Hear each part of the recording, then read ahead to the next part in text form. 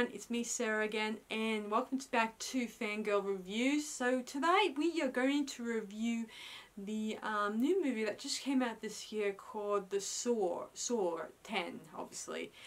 I gotta admit, I love that it came back, and as you may have noticed, I've already did my trailer reaction video, so now I'm going to review this one, obviously, and I'm going to keep it short, no spoilers, obviously, because I know some of you guys out there have not seen it, obviously. So I'll tell you guys a bit of a briefer on it. So the story takes place where John Kramer is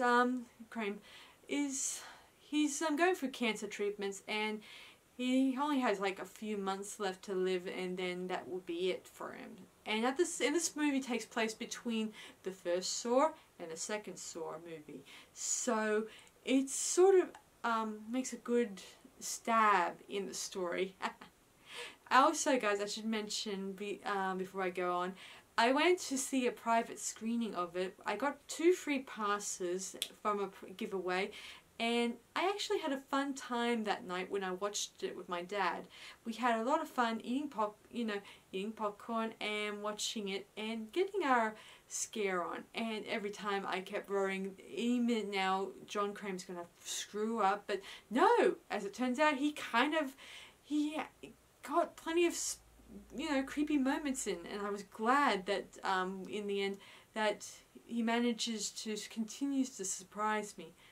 Since Spiral came out, I was worried this one would not be reaching my expectations in a big way, because I was scared that thanks to Spiral it would turn into another grimy movie that's not worth seeing. But as it turns out, this movie has reached its level of expectations, and it has kind of given us a lot of food for thought in a big way. So I gotta admit that I enjoyed it. Anyway, so I'll go into the story. So John Kramer goes to these doctors who promise him a special treatment for his cancer and stuff. He was recommended by another patient named Henry, who tells him about this miracle of cure that will allow you to, live after, and all that stuff. So he goes to online, he checks out this website with this miracle cure for cancer, and when he goes there, he gets, he goes to Mexico. This is where it takes place, and these guys, they promise him a miracle, obviously, but by the time he pays them the money and he feels relieved that he's finally be able to get back his life, he finds out these guys are scam artists and they stole his money. And he's not the only one. They scammed like several other people in 8 years. So he decides, thanks with a few of his apprentices, to give them a little bit payback time. And of course using his test methods to try to test them, and hopefully they might either win their traps or lose. And I want, again, no spoilers, because I know some of you guys have not seen this movie, but there were some really good gory traps, especially I'm kind of glad that Billy the Puppet and Amanda Young and Mark Hoffman, he comes back in way to the end of the movie. I'm glad they came back and returned to continue their roles in this production. So anyway, the story gets really intense, and by the time each one of the members gets tested and gets killed off, we then learn that Cecilia, the head doctor, isn't what she seems. Seems like even though she also her love interest Parker comes into this equation and tries to make out that he's also a patient that got swindled by, say, a lot of money.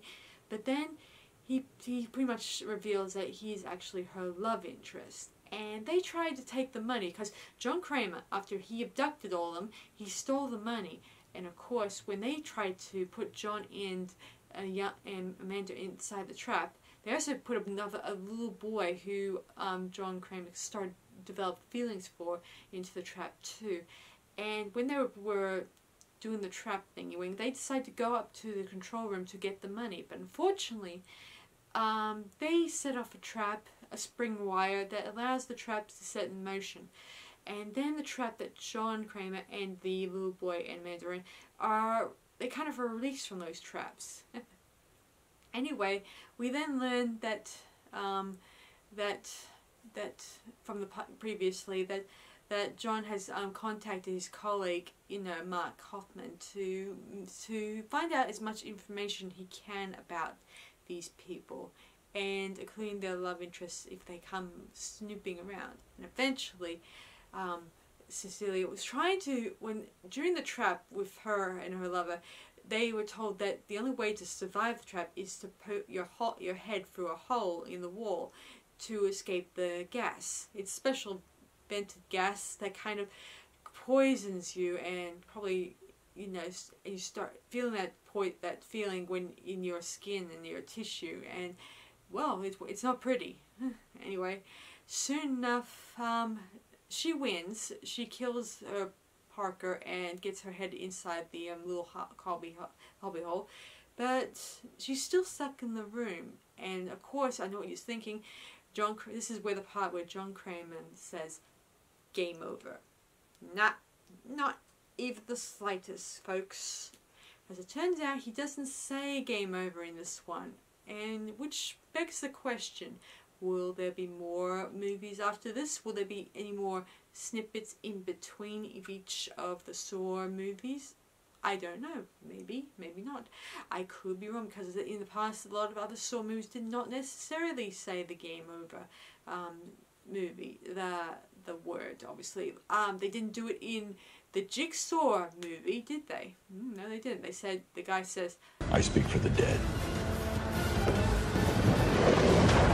And stuff like that. And so, anyway, he then gives the money to, John Kramer gives the money to the little boy, Carlos. And then we flash forward to the credits. And as the credits roll, we get a post-credit scene where he gets another person in a trap. It turns out to be the guy who roped him into the possible cure in the first place. Another patient who claimed he was a patient of cancer, but in reality he lied. He said that he had bowel cancer, and he had this chest wound on his chest. And of course, it turns out to be just special effects makeup and stuff. And now that John and Mark Hoffman are going to give him a real war wound that he may not live through, and that's the end of that Saw movie. What do I think of it? I think it has potential. I think it has not disappointed me for once. I've first at the opening bits where it was a little long going, but I kind of liked the fact that we got to see a little bit more dialogue in this movie, because I was curious about John's backstory. Like, what did he do when he was not, developing these traps? Like, does he have a life outside of doing these things? And did he have dreams and ambitions and drives? And of course he did have drives. He was an architect and an engineer. And it's kind of allows me to see more about how does he select his victims. There was even a scene where we see in the opening where we see him, an orderly about to steal a pocket watch, and this is the guy we saw at the beginning with the eye trap on his eyes. But this was all sort of a dream. So that was just another spoiler, guys. So if you guys are wondering about that trap, it doesn't really happen in reality. It's all in John Kramer's mind. So it doesn't really happen. So anyway, I'm sorry I'm revealing a little bit of spoilers for all of you guys, a little bit. But aside from that one, and the rest is in the trailer does really happen, obviously. And I do think I do think this movie was worth watching. So I'm going to rate it for you guys now. I'm going to rate it 5 stars out of 5. My highest rating as ever. So it's worth watching, guys. And let me know in the comments what you guys thought of the Saw movie, now that you've actually seen it and you know you have your own set of opinions and you want to express your thoughts about it. So I hope you guys will like it and let me know what you guys think of it. So this is Sarah Stephenson, and I'll see you guys in my next video. Alright, bye for now, guys.